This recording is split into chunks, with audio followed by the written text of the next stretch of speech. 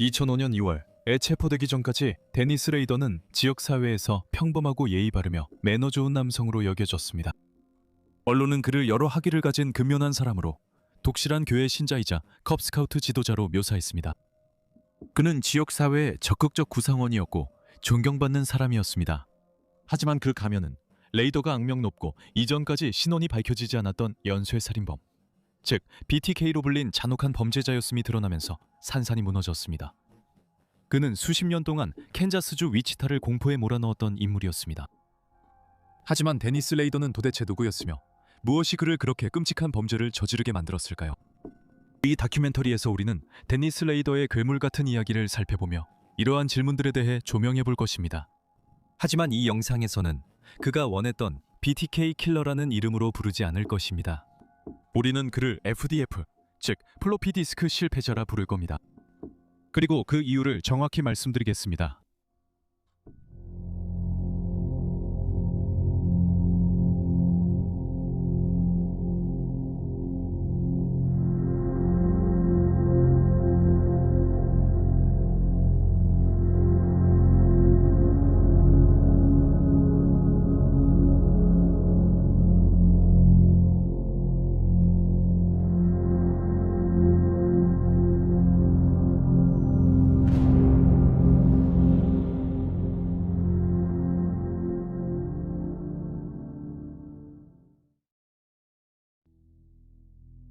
초기 생애 데니스 린 레이더는 1945년 3월 9일 캔자스주 피츠버그에서 태어났습니다. 그는 도로시아 메이와 윌리엄 엘빈 레이더의 네 아들 중 첫째였습니다. 아이들은 캔자스주 위치타에서 자랐으며 알려진 바에 따르면 그들은 형편이 넉넉지 않은 가정이었습니다. 도로시아는 경미로 일했고 남편은 처음에는 미 해병대에서 복무했으며 나중에는 캔자스 가스 서비스 직원으로 일했습니다. 부부는 오랜 시간 힘들게 일해 자녀들과 교류할 시간이 거의 없었습니다. 어린 시절 레이더는 보이스카우트에 가입해 다양한 종류의 매듭 묶는 법을 배웠는데 이 기술은 훗날 그의 살인에 도움이 되었습니다. 또한 그는 지역 루터교 교회의 적극적인 신자였습니다. 레이더의 아버지 윌리엄은 엄격하지만 잔인하지는 않았다고 알려졌습니다. 레이더는 아버지와 정말 잘 지냈어요 라고 덧붙였습니다. 하지만 그의 어머니와의 관계는 완전히 달랐습니다. 하지만 엄마는 늘 행복하지 않았어요. 저는 항상 어머니를 사랑했고 지금도 많이 사랑하지만 엄마에게 약간의 원망이 있었어요. 그것은 그의 말이었어요. 그는 자신이 자라면서 어머니가 자신을 거의 무시했다고 느꼈기 때문에 어머니에게 약간의 원망을 가지고 있었다고 말했습니다. 도로테아는 부부의 네 번째 아들이 태어난 후 산후 우울증을 앓았던 것으로 알려져 있습니다. 데니스는 어머니가 아이들을 돌보는 것보다 담배를 피우는 사람이었고 아이들을 돌보는 것보다 TV 보는 쪽을 더 좋아했다고 묘사했으며 때때로 우리와 함께하는 것보다 우리보다 친구나 책 같은 다른 대상에 더 마음을 두는 것처럼 보였다고 언급했습니다. 또 다른 인터뷰에서 그는 어머니가 자신과 가까운 친구가 아니었다고 말했습니다. 부모님이 곁에 없는 것처럼 느껴졌지만 데니스는 조부모님에 대한 따뜻한 천 추억을 떠올렸습니다. 그는 조부모님이 매우 사랑이 많았다고 묘사했습니다. 그는 집은 2층짜리였고 목조 구조의 흰색이었으며 앞에 베란다가 있었다고 말했습니다. 거기서의 어린 시절 기억 중 하나는 천둥 번개가 치는 폭풍우가 몰아치고 있었고 저는 천둥과 번개에 겁을 먹었습니다. 그때 할머니께서 저에게 저건 감자마차가 다리를 건너는 소리야. 그 소음은 감자가 떨어져서 널빤지에 부딪히는 소리란다 라고 말씀해 주셨습니다. 그는 자신의 할머니를 훌륭하고 매우 도움이 되는 분이라고 묘사했지만 때때로 마음이 딴 데가 있는 것처럼 멀게 느껴질 때도 있었다고 했습니다. 마치 제 어머니와도 비슷하다고 했습니다. 그는 할아버지가 마음씨 좋은 분이었다고 덧붙였지만 분명히 심술궂은 면도 있었을 거라고 했습니다. 데니스는 어릴 때부터 자신이 살인자가 될 것을 알았다고 했습니다. 그의 가장 인상 깊은 기억 중 하나는 어머니의 반지가 소파 스프링에 걸렸던 때였습니다. 보루시아는 손을 뺄 수 없다는 것을 깨닫고 두려움에 휩싸여 아들에게 도움을 청했습니다. 데니스는 어린 시절 무섭고 흥분됐던 기억이 난다고 했습니다. 나는 그녀를 바라보았고 배와 사타구니 쪽에서 이상한 느낌이 들었습니다. 그는 어머니가 갇힌 상황에 흥분하며 이 장면을 머릿속에서 여러 번 다른 여성들로 바꿔 상상했습니다. 어릴 적 그에게 또 인상 깊었던 것은 도살되기 전에 닭이 묶이는 모습을 보면서 흥분을 느꼈다는 사실이었고 곧 그는 여성들을 기찻길에 묶는 상상을 하게 되었습니다. 데니스는 1950년대에 활동했던 이른바 구혼 광고 살인마라 불린 연쇄 살인범 하비 글렌맨에 관한 아버지의 책을 보며 자위하기 시작했습니다. 글렌맨은 사진작가로 가장해 피해자들을 유인했고 신문의 구혼 광고를 통해 피해자 중 최소 한 명을 만났습니다. 데니스는 자신 안에 있는 연쇄 살인범 이런 것들에서 쾌락을 느끼고 폭력적인 성적 환상을 즐기는 자신의 일면을 미노타우로스라고 불렀습니다. 데니스는 리버뷰 초등학교에 다녔으며 평균 성적을 유지하는 데 어려움을 겪었고 때로는 그보다 낮은 성적을 받기도 했습니다. 그는 수줍고 내성적이라 또래들과 쉽게 친해지지 못했습니다. 그는 사람들 앞에서 말하기를 싫어했고 읽는 것도 느렸습니다. 학교 시절을 회상하며 데니스는 이렇게 말했습니다. 아마도 초등학교 때부터 이미 문제가 좀 있었던 것 같아요. 성적인 환상도 있었고 아마 보통 사람들보다 더 많았던 것 같아요. 법심리학자 토니록 박사는 레이더가 체포된 후 그를 조사하며 레이더의 어린 시절에 무언가가 있었다고 믿고 있습니다. 이로 인해 데니스는 죽음과 성적 쾌락을 연결하게 됐다고 합니다. 그는 이렇게 말했습니다. 만약 레이더가 완전히 솔직하다면 우리는 레이더가 즉시 성적인 감정과 연관지었던 어떤 어린 시절의 사건을 분명히 찾을 수 있을 것입니다. 레이더는 아주 어린 시절에 어떤 일을 겪었고 그 일을 통해 살아있는 생명체가 고통받고 죽는 모습을 보는 것과 성적 쾌락을 연결하게 되었습니다. 그리고 그 첫 경험 이후 그는 아마도 그런 감정을 키우기 위해 매우 열심히 노력하기 시작했을 것입니다. 데니스는 대부분의 연쇄살인범들처럼 어린 시절 동물을 해치거나 죽였습니다. 그는 아버지의 사촌과 결혼한 베티라는 여성을 기억했습니다. 그녀는 시를 많이 읽고 단어 퍼즐을 즐겼습니다. 레이더는 그녀가 고양이를 싫어했다고도 말했습니다. 그녀는 농장에서 고양이들을 자루에 넣어 물에 빠뜨려 죽였다고 말하곤 했습니다. 그녀도 저처럼 고양이의 비밀스럽고 신비한 힘, 없애야 할 악이 있다고 생각했습니다. 그녀의 이야기가 제가 고양이들을 결박의 희생양으로 삼게 하는데 영향을 미쳤을 수 있습니다. 저는 고양이 한두 마리를 익사시킨 적이 있습니다. 레이더는 거절을 받아들이기 어렵다고 공개적으로 밝힌 바 있습니다. 그는 어린 시절 교회 목사님의 딸이 자신의 첫 진짜 여자친구였다고 말했습니다. 일요일에 그녀를 못 보면 마음이 아파서. 그게 사랑이었어요. 그녀의 아버지가 그녀를 이 지역에서 데려갔을 때 저는 망연자실했습니다. 저는 거절을 잘 받아들이지 못했습니다. 이것이 저의 주요 문제 중 하나라고 생각합니다. 거절과 관심이요. 사랑받고 관심받고 싶다는 욕구가 제대로 형성되지 않았습니다. 이상하게도 레이더는 젊었을 때 사일로의 팬이었고 사일로에 들어가면 자주 흥분했다고 합니다. 그는 형제들과 카우보이와 인디언 놀이를 하며 자신이 붙잡혀 묶이는 걸 즐겼다고 했습니다. 묶여서 무력해지거나 다른 사람이 묶여 무력해지는 모습을 보는 것은 레이더에게 깊은 흥분을 주는 일이었습니다. 그가 어린 시절에 즐겼던 다른 것들로는 묶여서 무력해진 여성들이 등장하는 실제 및 허구의 범죄 이야기와 1953년작 하우스 오브 왁스, 1943년작 울프맨 등 고전 공부 및 몬스터 영화가 있었습니다. 레이더는 이에 대해 늑대 인간은 희생자들을 쫓았고 그의 얼굴은 달 아래 진정한 괴물이었으며 신비로운 존재였다고 말했습니다. 쫓고 사냥하는 과정에서 약간의 성적 흥분이 있었습니다. 초등학교를 마친 후 레이더는 1959년부터 1963년까지 파트타임으로 일하면서 위치타 하이츠 고등학교에 다녔습니다. 그는 수학과 영어 같은 과목에서는 계속해서 어려움을 겪었지만 미술에서는 뛰어난 실력을 보였습니다. 그는 이를 우선시하기 시작했습니다. 하지만 그는 차를 사려고 돈을 모으고 싶어서 이 시기엔 교육이 덜 중요하게 느꼈습니다. 이 시기에 그는 처음으로 무단 침입도 저질렀는데 어느 늦은 밤 학교에 몰래 들어가 여자아이들 책상을 뒤졌습니다. 그는 그들의 물건을 만진다는 생각에 짜릿함을 느꼈던 것 같습니다. 시간이 흐르며 그는 무단 침입을 할 때 점점 더 대담해졌습니다.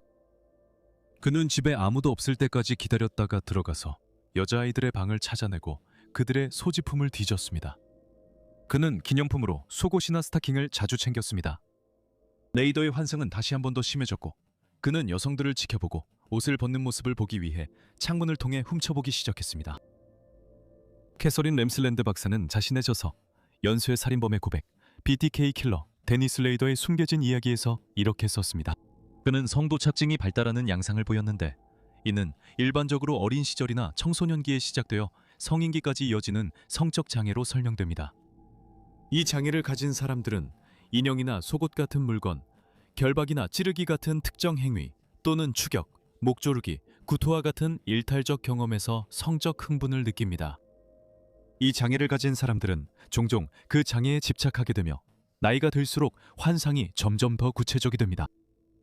데니스는 10대 초반부터 가족집 지하실에서 자가성애성 질식을 하곤 했다고 밝혔습니다. 그는 절정에 도달하기 위해 스스로 목을 매달곤 했습니다. 그는 성적 흥분을 높여주는 장치를 수년간 만들었다고 보고했으며 목을 매거나 자신을 묶는 것 외에도 온갖 다양한 것들에서 쾌감을 얻었다고 했습니다. 자신을 가두거나 여성복을 입는 것 모두 효과가 있었습니다. 그는 나중에 종종 가면을 쓰고 여성복을 입은 채로 자신을 묶거나 매달린 모습을 사진으로 찍곤 했습니다. 사진 관련 질문에 레이더는 자신이 피해자들을 흉내냈다고 인정했습니다. 데니스는 타인에게 극심한 정신적 고통을 주는 생각에 쾌감을 느꼈습니다. 엠슬랜드 박사가 쓴 바에 따르면 사디스트들은 연약하고 복종적인 인간을 마음대로 다루면서 생기는 권력과 권위의 느낌을 즐긴다고 합니다. 그리고 레이더 역시 그런 권력을 행사했습니다. 그가 결국 살인을 저질렀을 때 그는 자신의 피해자들에게 그들이 곧 죽을 것이라고 말하곤 했습니다. 그는 그 사실을 그들이 알기를 원했습니다. 램슬랜드 박사는 성적 본능이 다른 경험들과 결합되면서 성도착증이 발달한다고 덧붙였습니다. 한번 형성되면 그것이 주된 흥분의 형태가 되고 더 정상적인 경험으로 전환하는 것이 어려워집니다. 1963년에 졸업한 후 레이더는 지역 식료품점에서 일했고 1966년 여름 21살의 나이 로미 공군에 입대했습니다. 외부는 이것이 베트남 전쟁 징집 회피 목적이었다고 추정했습니다. 그는 1970년에 전역하기 전까지 4년 동안 복무했고 1년이 채 지나지 않아 폴라디츠를 만나 1971년 5월 22일에 결혼했습니다. 두 사람은 결국 두 자녀를 두게 됩니다. 2년 후 레이더는 소형 항공기 제조업체인 세스나에 취직했습니다. 이 무렵 그는 전자공학기술 준학사 학위를 취득했고 이후 위치타 주립대학교에 입학하여 학사 학위를 위해 공부하기 시작했습니다. 하지만 약 9개월 후 데니스는 직장에서 해고되었고 그로 인해 우울하고 목표를 잃게 되었습니다. 그는 자신이 좋아하는 활동 중 하나에 트롤링이라는 이름을 붙였는데 이는 매력적이라고 생각하는 여성들을 보기 위해 차를 몰고 돌아다니는 것이었습니다. 그는 여성들이 쇼핑할 때 따라다니며 차 뒷좌석에 숨어 있다가 방심한 순간 총으로 위협해 납치하는 상상을 했습니다. 하지만 1974년 1월 2일 되어서야 레이더는 최종 표적을 정했습니다. 오테로 가족. 줄리 오테로와 그녀의 11살 딸이 1973년 11월에 처음으로 레이더의 눈에 띄었습니다. 어느 날 줄리가 아이들을 학교에 데려가는 걸 본 레이더가 따라갔습니다. 줄리는 남편 조셉, 5자녀와 노스 에지무어에 살고 있었습니다. 1974년 1월 15일 아침 레이더가 행동을 개시했을 때 3명의 큰아이들은 이미 학교에 가고 없었습니다. 데니스는 이 공격과 살인을 몇 주 또는 몇 달간 철저히 계획했습니다. 그는 총, 칼, 두건, 끈, 테이프, 비닐봉지, 장갑, 그리고 각종 침입 도구들이 포함된 자신의 범행 도구를 준비하는 데 시간을 들였습니다. 몇 달간 가족을 지켜본 데니스는 아침에 공격하기로 결정했습니다. 큰아이들은 학교에, 줄리의 남편은 출근에 있었기 때문입니다. 오전 8시 20분에 집 전화선을 끊고 레이더가 얼마나 놀랐을지 상상해보세요. 그리고 집에 침입했을 때 줄리가 막내 아이들 외에 다른 사람도 있다는 걸 알고 놀랐습니다. 줄리의 남편 조셉도 집에 있었습니다. 데니스는 자신의 점 이 구경 권총을 들어 가족에게 강도라고 말하며 놀라지 말라고 했습니다. 그는 자신이 도망 중인 범죄자라며 단지 물품과 현금이 필요하다고 덧붙였습니다. 막 학교에 가려고 했던 아이들 9살 조셉 오테로 2세와 11살 조세핀 오테로는 두려워 보였습니다. 조지세핀은 울기 시작했습니다. 레이더는 가족의 짖는 개 때문에 불안해졌고 위협을 가한 후 조셉이 개를 박정원에 내놓는데 동의했습니다. 레이더는 네 가족 모두를 침실로 데려가서 그들의 손을 등 뒤로 묶고 조셉과 조이의 머리에 비닐봉지를 씌웠습니다.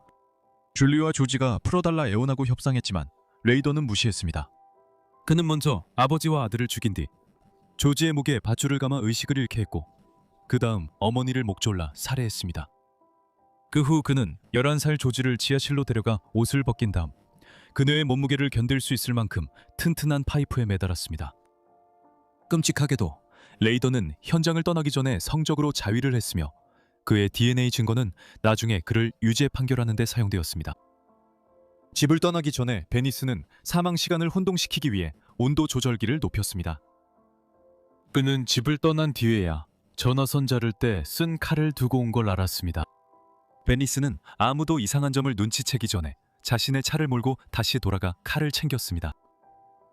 오테로 가족의 3명의 10대 큰아이들은 학교에서 집에 돌아온 뒤 그날 오후 시신을 발견했습니다. 집안에서는 핸드백이 비워져 있었고 안에 아무것도 없는 지갑이 발견되었습니다.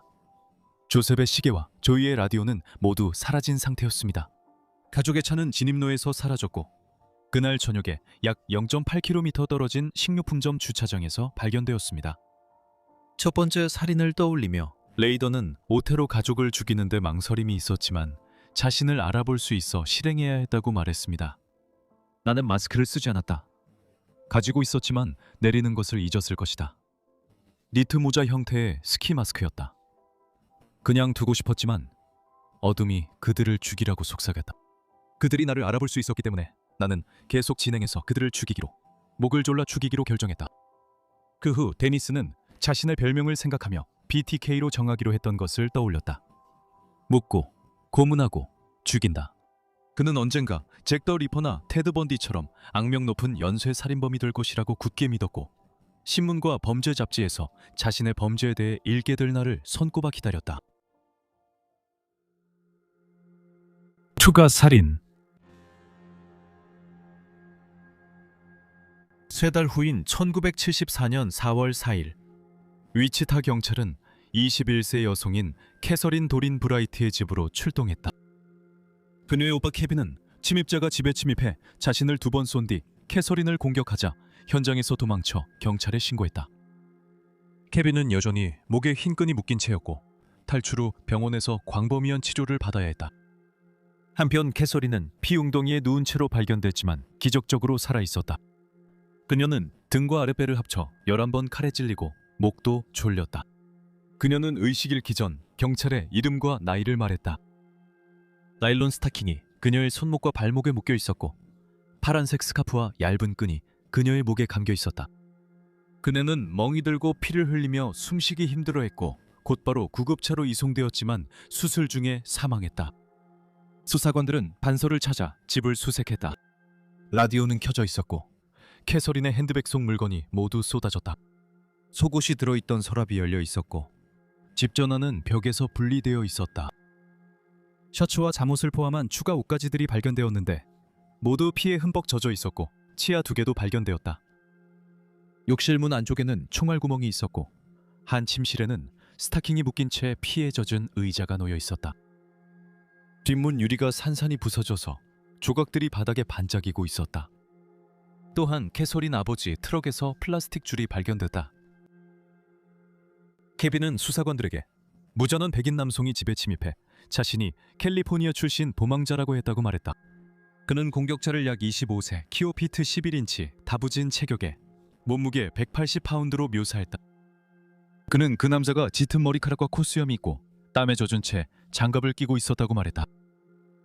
그 남자는 케빈에게 총을 겨누며 돈을 요구하기 전 여동생을 묶으라 했다. 그는 케빈의 목에 스타킹을 감은 뒤 총을 두고 다투다 총이 발사되었다. 그는 침입자와 싸우다 또 총에 맞았다. 여동생이 걱정됐고 아무도 오지 않을까 불안했지만 혼자선 그 남자를 막아낼 수 없다는 걸 알았던 케빈은 두려움에 가까스로 도망쳐 도움을 청하러 가며 캐서린을 남겨두었다. 레이더는 21살 된 그녀를 목졸라 죽이려고 했지만 그녀가 너무 심하게 저항하고 싸워서 결국 그는 그녀를 칼로 찔렀다. 레이더는 캐서린 브라이트 살해 후 수년간 조용히 있었다. 1976년 8월 그는 새로운 표적을 찾았지만 홀리데이인 저격수 마틴 솔스가 총격을 시작해 경찰이 그 지역에 몰려들자 겁을 먹고 도망쳤다. 레이더는 살인을 시도하기에는 너무 위험하다고 느껴 계획을 포기하고 저격수 사건이 해결될 때까지 기다렸다. 그는 1977년 3월 17일 다시 범행을 저질렀다. 경찰은 시신이 있다는 신고를 받고 사우스 하이드롤릭 스트리트 1311번지로 출동했다. 곧 신원이 확인된 25세 셜리 비안 렐퍼드의 시신은 침대 위에 알몸으로 엎드린 채로 남겨져 있었다. 역시나 셜리의 머리에는 비닐봉지가 씌워져 있었고 분홍색 잠옷으로 고정되어 있었다. 전기 테이프가 그녀의 팔과 발목에 붙고 손은 등 뒤에서 끈으로 묶여 있었다. 벨트의 긴 끈이 그녀의 목에 4번 감겨 있었고 손목과 발목까지 함께 묶여 있었다. 셜리의 6살, 8살 두 아들이 시신을 발견했다. 아이들은 어머니의 죽음을 이웃에게 알렸고 수사관들은 곧 아이들이 잠긴 욕실 안에서 범인을 목격하고 다투는 소리를 들었다는 사실을 알게 되었다. 아이들은 침입자를 총과 작은 지퍼 달린 여행 가방을 든 백인 남성으로 묘사했고 그가 자신들과 여동생을 욕실로 몰아넣은 뒤 묶었다고 설명했다. 아이들은 오빠가 욕실 창문을 깨는데 성공했기 때문에 겨우 탈출할 수 있었다. 6살 남자아이는 그날 일찍 거리에서 침입자를 봤다고 말했다. 그는 엄마와 아들이 함께 찍힌 사진을 보여주며 그들을 본 적이 있는지 혹은 아는지 물었지만 소녀는 모른다고 답했다. 데니스는 나중에 셜리에게 한 공격이 우연이었다고 진술했다. 그는 위치타 주립대학교 캠퍼스에서 만난 다른 여성을 찾고 있었지만 그 집에 들어갈 수 없었다고 말했다. 그는 셜리의 아들과 대화를 나눴다고 했다. 또 아내와 아이 사진을 보여주며 본 적 있냐고 물었다. 그는 소년이 집으로 돌아가는 것을 지켜본 뒤 그를 따라가 문을 두드리고 자신을 사진 속 여성과 아이를 찾고 있는 학교 수사관이라고 소개했다. 셜리가 아직 잠옷 차림으로 몸이 좋지 않은 상태에서 모습을 드러내자 그는 결국 총을 꺼냈다. 레이더의 다음 희생자는 25세 낸시 조 폭스였다. 셜리와 달리 낸시는 진짜 표적이었다. 레이더는 공격 전 몇 달 동안 그녀를 추적했다. 그는 그녀가 남자친구도 없고 예상치 못한 방문객도 없으며 개도 키우지 않아서 완벽한 표적이라고 묘사했다. 그는 그녀의 우편물을 뒤져서 이름을 알아냈고 그녀가 어디에서 일하는지도 알아냈다. 그래서 그는 직접 낸시를 확인하고 평가할 수 있었다. 1977년 12월 8일 그는 그녀의 집 문을 두드렸다. 집에 아무도 없었고 그는 들어가 그녀를 기다리기 전 전화선을 끊는 것도 잊지 않았다. 그는 나중에 낸시는 나에게 저항하지 않았다. 나는 그녀를 완전히 통제하고 있었다. 그래서 소위 내가 말하는 더 즐거운 살인 중 하나였다고 말했다. 그가 낸시에게 성적 문제가 있고 섹스를 원한다고 말하자 둘은 잠시 얘기했고 그녀는 빨리 끝내자며 그래야 경찰에 연락할 수 있다고 했다. 레이더는 이것이 그녀의 운명을 결정했다고 말했다. 그녀가 경찰에 신고할 걸 알면서도 그는 또 마스크를 쓰지 않아 그녀를 살려둘 수 없었다. 그는 벨트로 낸시를 목 졸라 살해하고 그녀의 손발을 나일론 스타킹으로 묶었다. 그 후 그녀의 잠옷 하나에 사정했다. 그는 모든 피해자들에게 그랬던 것처럼 이후에 낸시의 서랍, 핸드백, 그리고 개인 소지품을 뒤져 집에 가져갈 만한 좋은 전리품을 찾았다. 그가 챙긴 것 중 하나는 낸시의 운전면허증이었다. 다음날 그는 공중전화 부스에서 당국에 연락해 낸시의 시신이 그녀의 집에서 발견될 것이라고 알렸다. 앞서 말했듯이 데니스는 살인을 통해 악명 얻는 것을 매우 좋아했다. 1978년 1월 31일 그는 자신이 셜리 비안 랄포드에 대해 쓴 시를 지역 신문인 위치타 이글에 보냈지만 언론 보도가 전혀 이루어지지 않자 실망했다. 그는 이후 낸시 폭스에 관한 또 다른 시를 썼고 편지와 함께 위치타의 TV 방송국 KAKE에 보냈다. 철자가 많이 틀린 편지의 첫 부분에서 그는 이렇게 썼다. 신문이 비안에 관한 시에 대해 아무것도 쓰지 않은 것이 재미있다. 짧은 단락 하나면 충분했을 텐데. 레이더는 계속해서 익명으로 낸시, 셜리, 캐서린, 그리고 오토로 가족 4명의 살인이 자신의 소행이라고 주장했고 자신을 부를 별명으로 BTK와 그 변형들을 제안하기도 했다. 그는 자신이 살인을 저지르게 된 이유가 팩터 X 때문이라고 주장했다.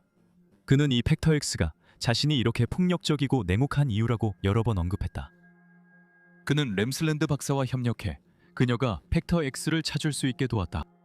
램슬랜드는 레이더가 거짓말을 하지 않는다고 했지만 그리 어렵지 않았다. 그는 아무도 완전히 접근할 수 없는 강렬하고 깊은 미스터리가 되길 원했다. 그녀는 레이더가 그리 신비로운 인물이 아니라고 말했다. 나는 그것을 폭력으로 향하는 궤적이라고 부른다고 그녀는 언급했다. 그녀는 팩터 X가 사실 그의 고립된 성적 충동과 명성에 대한 갈망이 결합된 것일 뿐이며 이것이 그의 환상세계과 범죄를 저지를 기회와도 맞물린다고 말했다. 그는 오테로 가족의 살인을 매우 흥분된 일로 여겼기 때문에 그것이 그가 계속해서 살인을 저지르도록 부추겼을 가능성이 높다. 베니스는 자신의 편지에 많은 중요한 세부 사항을 포함시켰기 때문에 경찰이 자신에게 숨겨진 메시지를 보내달라고 요청했다. 수사관들은 그것이 자신들이 찾는 살인범에게서 온 것이라고 확신했다. 그의 요청에 응답하여 케이드는 어느 날 저녁 잠깐 동안만 보이는 잠재의식 메시지를 번쩍 보여주었다. 그 메시지엔 지금 경찰서장에게 전화하라고 쓰여 있었고 낸시 폭스 범죄 현장과 같은 안경 그림이 있었다. 경찰은 웨이더의 자수를 바랐지만 그는 응하지 않았다. 1985년 4월 27일 53세의 모린 해지 출근하지 않았다. 이것은 그녀에게 평소와 다른 일이었기 때문에 걱정이 된 동료가 그녀의 아들에게 전화를 했고 아들은 나이 많은 어머니를 확인하러 갔다. 그는 어머니 차가 없어진 걸 알아챘고 출근 시간에 어머니가 어디에 있었는지 이해할 수 없었다. 아들은 다음 날까지 어머니와 연락이 닿지 않아 실종 신고를 하지 않고 기다렸다. 모린의 집 전화선이 끊겨 있었고 수사관들은 그녀가 마지막으로 목격된 것이 4월 26일 새벽 1시경 남자친구가 그녀의 집을 떠났을 때라는 사실을 알게 되었다. 5월 2일 그녀의 차는 20일 번가와 우드론에 있는 쇼핑센터에서 잠긴 채 버려진 상태로 발견되었다. 그 차는 4월 27일부터 그대로 있었다. 53세 여성의 핸드백은 다음으로 37번가와 143번가에서 발견되었다. 마린의 시신은 마침내 웹과 53번가 노스 근처에서 발견되었으며 나뭇잎과 풀로 덮여 있었고 개의 유해와 매듭지어진 타이츠 한 쌍이 함께 있었다. 마린의 사망 원인은 교살로 기록되었다. 모린의 사망 상황이 데니스 레이더의 평소 범행과 다소 달랐기 때문에 처음에는 그녀의 사건과 그가 연관되지 않았다. 그의 범행 수법은 항상 시신을 집안에 두고 가는 것이었다. 그 결과 경찰은 처음에 4월 26일 새벽에 모린을 살아있는 채로 두고 떠난 남성 친구에게 주목했다. 레이더는 그녀를 살해했다고 자백하며 공격 전 몇 시간 동안 기다렸다고 말했다. 그는 먼저 모린의 남성 친구가 떠나길 기다렸다. 그런 다음 그는 53세의 그녀가 잠들 때까지 기다렸다가 욕실 불을 켜고 침대 위로 뛰어올라 손으로 목을 졸랐다. 그는 그녀를 벗기고 사망 후 결박한 다음 여러 개의 기념품을 훔치고 시신을 담요로 감싼 뒤 그녀의 차에 실어 옮겼다. 그는 처음에 모린의 시신을 자신의 교회로 데려가 여러 자세로 결박한 뒤 자신이 상점에서 훔친 폴라로이드 카메라로 사진을 찍었다. 그는 시신을 다시 차로 옮긴 뒤 유기장소로 운전해 가서 모린의 시신을 밀어내고 버렸다. 1986년 레이더가 또 범행을 저질렀다. 9월 16일 그는 28세 비키 베거리를 집에서 나일론 스타킹으로 목 졸라 살해했다. 그는 훔친 카메라로 그녀의 시신을 여러 장 촬영했다. 비키는 남편이 퇴근해 집에 왔을 때 발견됐다. 다행히 2살 된 아들은 다치지 않았다. 비키의 발은 가죽끈으로 묶여 있었고 손은 등 뒤로 결박되어 있었다. 가죽 신발끈 역시 그녀의 목에서 나일론 스타킹 아래 발견됐다. 부부의 차는 진입로에서 사라졌고 나중에 집에서 몇 블록 떨어진 상점 주차장에서 발견되었다. 레이더의 마지막 희생자. 1974년부터 1988년까지 레이더는 ADT 보안 서비스에서 근무했으며 그의 업무 중 일부는 가정에 보안 카메라를 설치하는 것이었다. 연쇄 살인범 뉴스 보도 후 많은 경보 장치가 설치되었다. 1991년 그는 교회 지역인 파크시티에서 개포획자이자 규정 준수 담당관이 되었다. 그를 그 당시 알던 사람들은 그가 지나치게 열정적이고 매우 엄격했다고 기억했다. 그는 독신 여성들을 괴롭히는 데서 큰 즐거움을 느끼는 것처럼 보였다. 한 이웃은 그가 이유 없이 그녀의 개를 죽였다고 회상했다. 많은 사람들은 그를 지역 사회에서 괜찮은 사람으로 봤다. 그는 대체로 조용하고 예의 바른 사람이었으며 그리스도 루터교회 평의회 회장이었다. 그는 좋은 아버지이자 컵스카우트 지도자로도 알려져 있었다.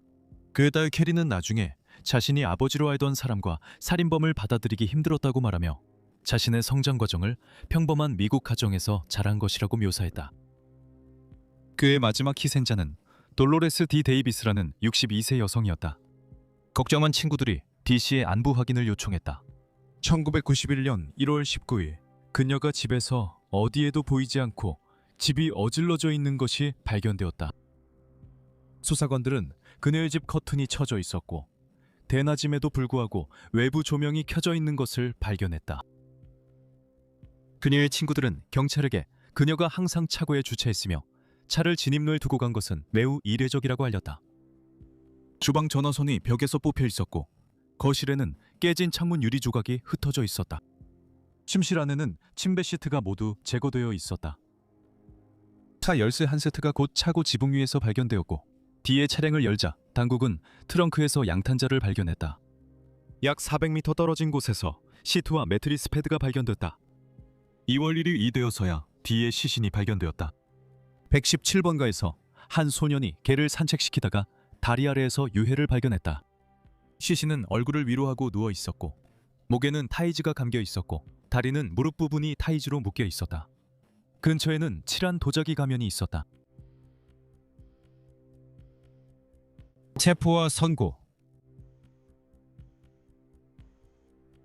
데니스의 몰락은 그가 스포트라이트를 사랑해서였다.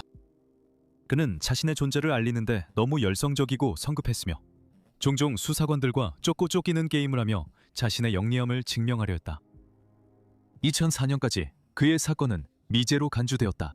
레이더가 1991년 이후로 더 이상 희생자를 내지 않자 많은 사람들은 그가 사망했거나 다른 범죄로 수감됐다고 추정했다. 하지만 그는 이런 생각이 싫어 경찰과 언론에 편지와 소포로 자신이 살아있음을 증명하려고 조롱했다. 그는 많은 글을 위치타 경찰의 켄 랜드웨어 중위에게 보냈는데 랜드웨어는 1980년대 중반에 연쇄살인범 전담반에 있었고 그 이후로 계속 이 사건에 몰두해왔다. 레이더는 자신이 그 중위와 특별한 유대감을 가지고 있다고 생각하는 것처럼 보였다. 2004년 3월 레이더는 위치타 이글 신문에 편지를 보내 가명을 사용해 비키의 살인을 자백했다. 그는 범죄 현장 사진과 그가 도주하기 전에 훔친 그녀의 운전면허증 사본을 동봉했다. 보도에 따르면 수사관들은 이 시점까지 BTK를 비키의 죽음과 확실하게 연결짓지 못하고 있었다. 비키의 손톱 밑에서 DNA가 채취되었기 때문에 경찰은 범인을 찾기 위해 수백 명의 남성들의 샘플과 그 DNA를 대조하기 시작했다. 1300개 이상의 DNA 샘플을 채취했지만 아무 답도 얻지 못했다.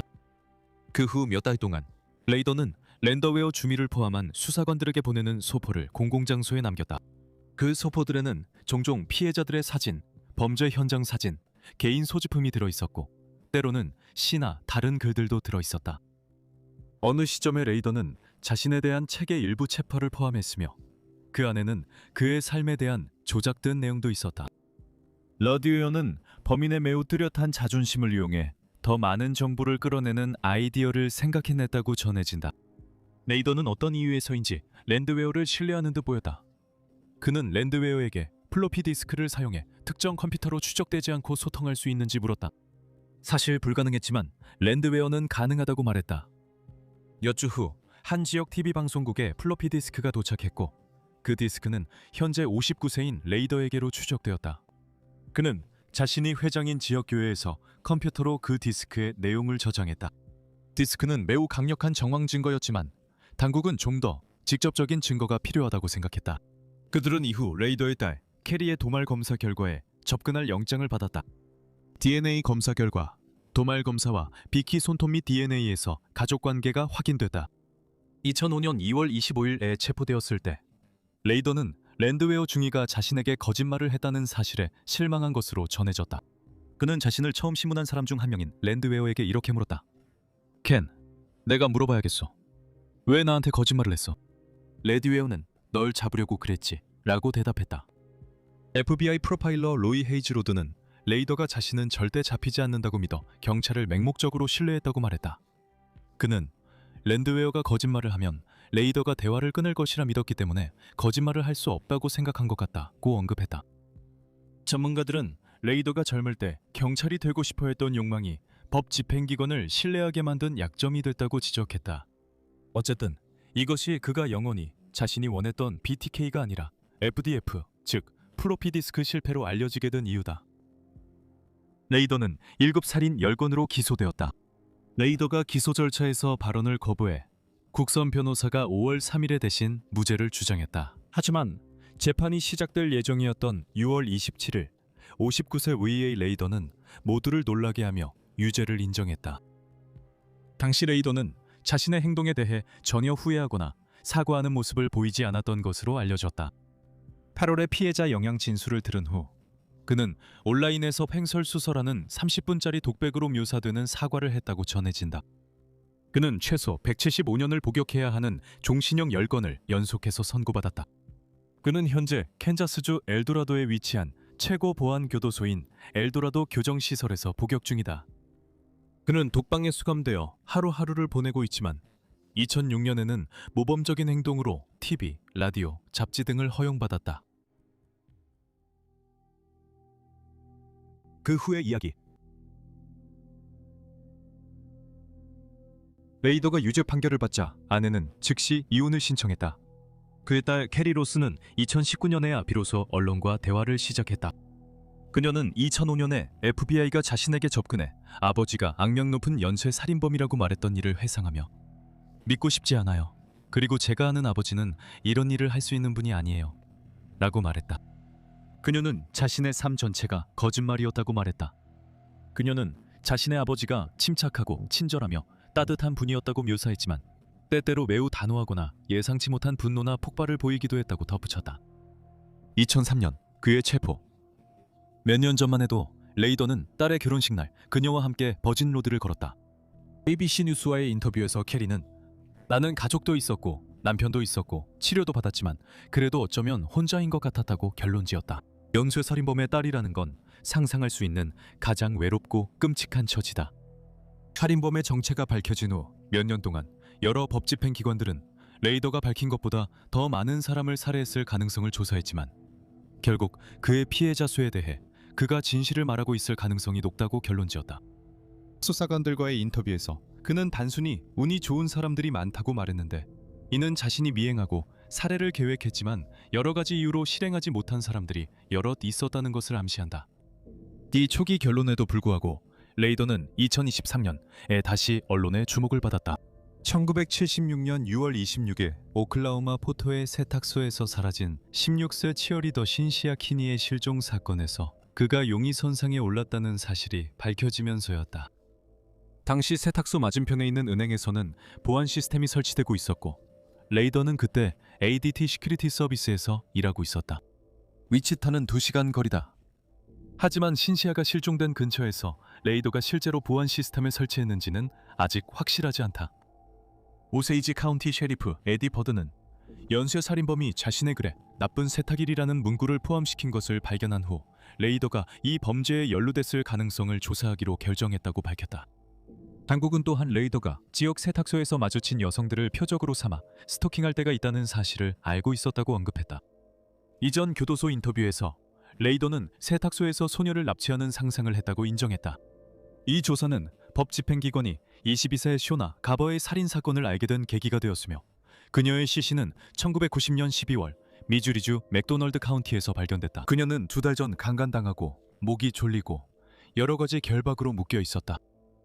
2024년에 수사관들은 한 여성이 보낸 소포를 받았다고 밝혔는데 그 안에는 레이더가 한때 경찰을 조롱하기 위해 사용했다고 알려진 십자말풀이가 들어있었다. 십자말풀이에 있던 단어들은 프로, 팬터시스, 루즈 같은 일반적인 용어였다. 하지만 십자말풀이를 새로 검토한 결과 신디, 퀴니, 치오라는 이름과 세탁소가 있던 위치가 드러났다. 하지만 이 다큐멘터리 작성 시점까지 신디와 레이더의 결정적 연관성은 밝혀지지 않았다. 그의 딸은 그가 밝힌 것보다 더 많은 피해자가 있는지 알아내기 위해 그와 대화를 시도했지만 그는 협조를 거부한 것으로 전해진다. 캐리 씨는 뉴스네이션 인터뷰에서 우리는 계속 술을 쓰는 남자와 맞서고 있다고 말했다.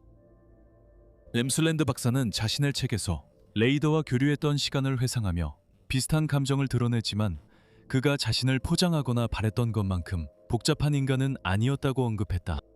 저는 그가 모든 것을 말하지 않았고 항상 진실만 말한 것도 아니라고 생각합니다. 하지만 레이더는 꽤 잘 파악했다고 봅니다.